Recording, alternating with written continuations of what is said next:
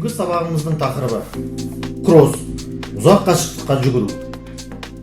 Сабақтың мақсаты денсаулықты нығайтуға бағытталған арнайы спорттық техника қауіпсіздігін нормалары мен ережелерін түсіне білу. Жеңіл атлетика жаттығуларының түрлерін, әдіс тәсілдерін, техникасын пысықтау. Оқушылардың жылдамдық, күш шыдамдылық, тағы басқа қасиеттерін дамыту. Жүгіру кезіндегі қауіпсіздік ережелері. Жүгіріп келе жатып кілт тоқтауға болмайды. Қатарласа жүгіріп келе жатқан сыныптастарымен әңгімелесуге, оларға тым жақындасуға болмайды. Денені қыздырмай тұрып жаттығуға кіріспеу, тағы басқа қауіпсіздік ережелерін сақтау.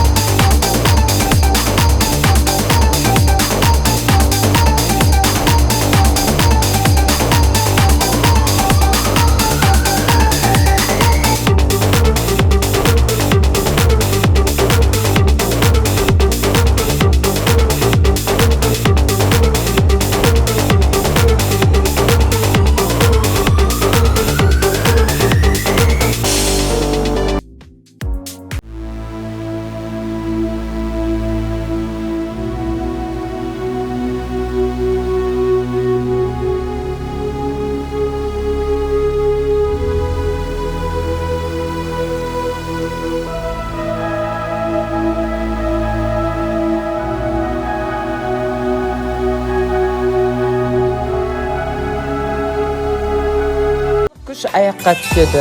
Барлық күшті табанға түсіру дұрыс емес. Жүгірген кезде дұрыс тыныс алу маңызды. Көбінесе мұрынмен дем алып, ауызбен шығару арқылы жүгіреміз. Жүгіру кезінде иығымыз ашулы, арқамыз түзу, қолымыз бүгулі, алақанымыз еркін жұмулы.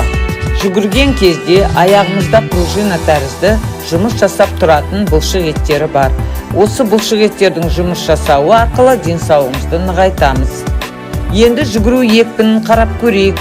Аяқтың табаны жерге тиген кезде құрсақ бұлшық еті мен жамбас бұлшық еті және бөксе еті дене корпусын тұрақтандыру үшін жұмыс белсендіріледі. Бұл кезең тез және сиретумен өтілуі маңызды. Бұл ретте арқа тікелей болу керек және барлығы өте серпінді жұмыс жасайды. Белсенді сіңірлер, уылдырық бұлшық еттері мен жамбас бұлшық еттері жұмыс жасаған кезде, егер жамбасты толық ашса, онда тізе алға шығады. Жүгірген кезде дене алға кішкене еңкейе жүгіруіміз керек. Жүгіруді жақсартуымыз үшін мынадай жаттығулар жасағанымыз дұрыс.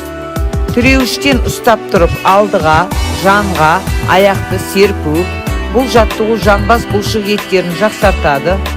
Аяғымызды артқа бүгіп, аяғымыздың ұшын созып тарту арқылы жасаймыз. Тіземізді бүгу арқылы ішімізге тарта жоғары көтеру жаттығуын жасаймыз. Әр жүгіруден кейін су процедурасын, яғни душты қабылдаған жөн. Жүгірген кездегі қателіктер: екі жамбас тұсының ара қашықтығын жеткілікті ашылмауы. Мұндай жүгіру үлгісін біз гарцевание деп атаймыз. Жалаң аяқ жүгірудің де пайдасы бар. Жүгіру кезінде күш аяқтың ұшына түседі. Секіртпемен секіре жүгірудің де жүгіруді қалыптастыруға пайдасы зор екен. Осындай жаттығуларды жасай отырып, бір қалыпты жүгіруге жаттығамыз.